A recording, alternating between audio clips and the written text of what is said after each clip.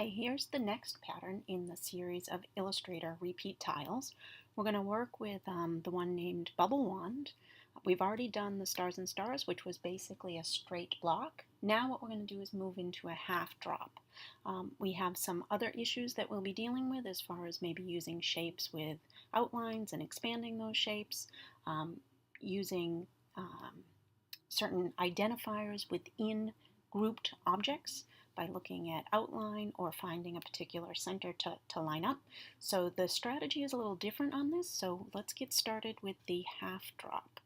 So let me switch to Bubble Wand. Let me zoom in a little bit for you. Okay, and I think you can see over here on my motif board, I have various scaled versions of the same motif. So I started here, created the motif, scaled it a certain percentage, then scaled it again. Obviously the one that we're using here is the smallest one. So like I did before, what I'll do is I'll add another artboard so that way we can have a space to work on. Okay, but we'll essentially be doing the same artwork.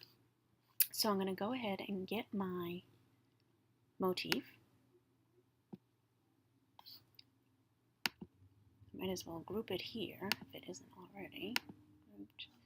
And I'm going to copy it, and I'm going to come over here and I'm going to paste it. You guys certainly can use all of the shortcuts.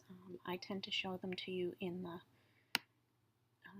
up in the taskbar and over here on the side because it's a little more universal depending on if you're on a Mac or a PC. So let me give us a little bit of space here.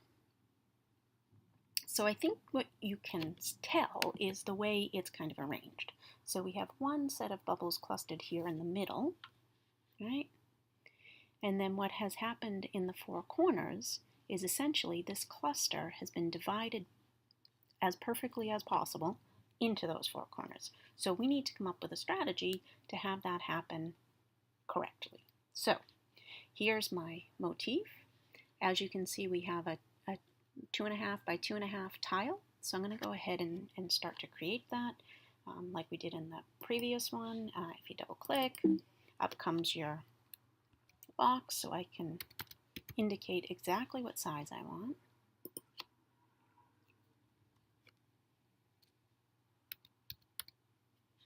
This is important information to also put on your presentation boards. All right, so let's move this over a little bit. I want to give us enough space to work with. All right, so we have right here, obviously, this is the way that we want it. We don't want it with a stroke and no fill. The problem is, when I click off it, now I don't see anything. So for creating the tile, I do actually put a stroke on it. And then I go back and get rid of it. So at least I can tell where I'm going. If I was working solely in outline mode, I wouldn't necessarily have to do this, but I like to kind of check back and forth with what I'm doing. So here is my motif. Now it's a little bit easier to find the center of a motif when you don't have a whole bunch of them. Okay, so here's my whole grouped motif. If I go to View Outline, it shows my outline here. And if I go into Window, Attributes, let me go back to the preview and Attributes. Oh, I don't have it selected anymore, sorry. Okay, so now I can come on here and I can click on this dot right here. And what that will do is that will show us the middle of that whole group. Okay, it's showing us the middles of all the individual circles. So what I like to do on kind of a complicated one like this is pick one because we're going to be consistent with that dot on every single four corner. So if I want to pick this one, that's fine. If I want to pick this one, that's fine. Like I said, as long as we are consistent and we snap it right to that point, we should be good. So I'm going to switch back to, I go back and forth between them. Edit, copy. Again, you guys can certainly use the shortcuts.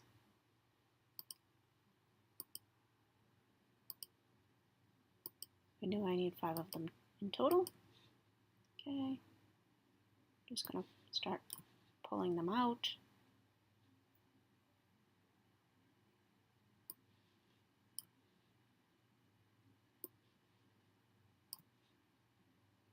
To roughly where they're going to be. So there are my corners. All right, I'm actually going to consider, let me use this very center dot. Okay, so I'm going to bring this one up.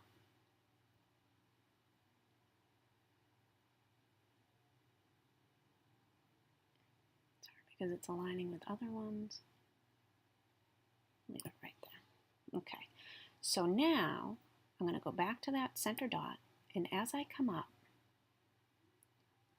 you see how it's intersecting with my lines? That's exactly what I want, that intersection. Again, I'm going to come to that center dot, same dot. If it's hard to find, zoom in. Intersected. That one center dot that's on here. I'm clicking right on that. So that way it's reading what I'm intersecting with. I might have to come back and do this one again. Let me get this one in.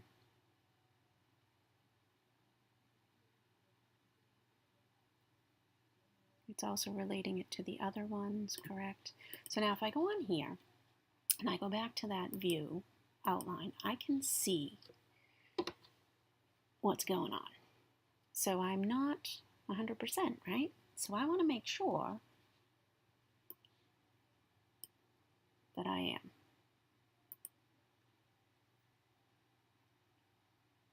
Back on here, bring up.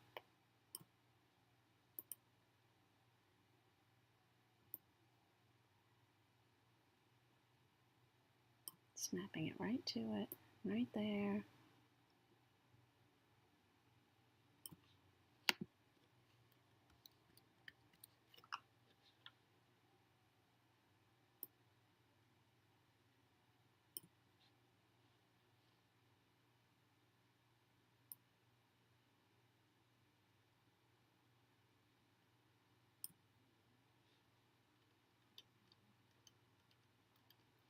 Now in the next series of videos, I'm going to show you another way in which you can do this, which provides a little bit more accuracy because you actually move it by the measurements on the X and Y axis.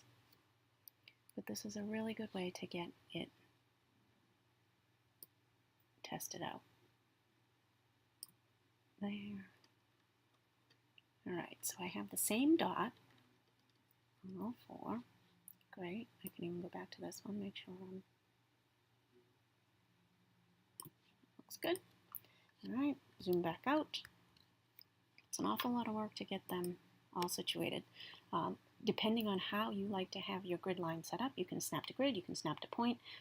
Sometimes you lose those guidelines when you do that, so I like to actually have my guidelines because it helps me align everything. So now I'm going to go into back to my view. Now remember, we don't want this to be that black outline because then when we tile it, we're going to have that same problem that we had in the previous one where you could see something. So we're going to switch that to no stroke and still keep the no fill.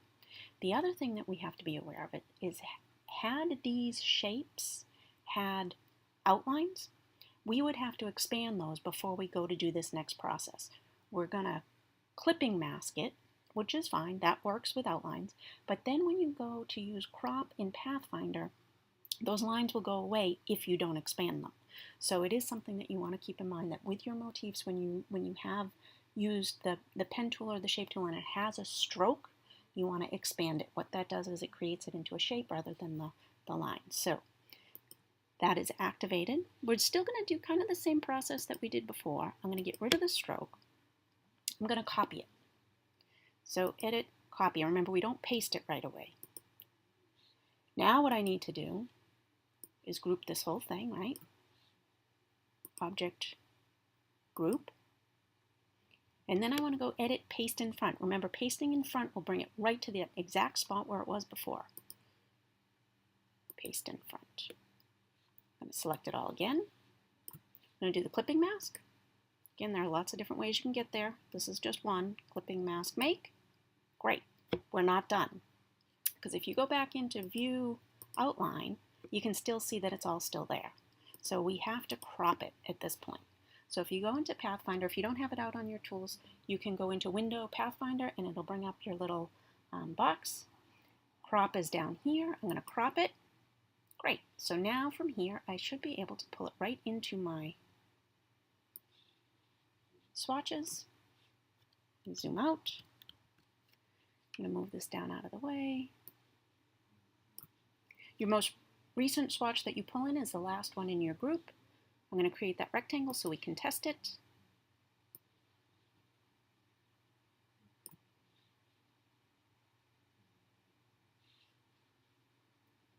Need to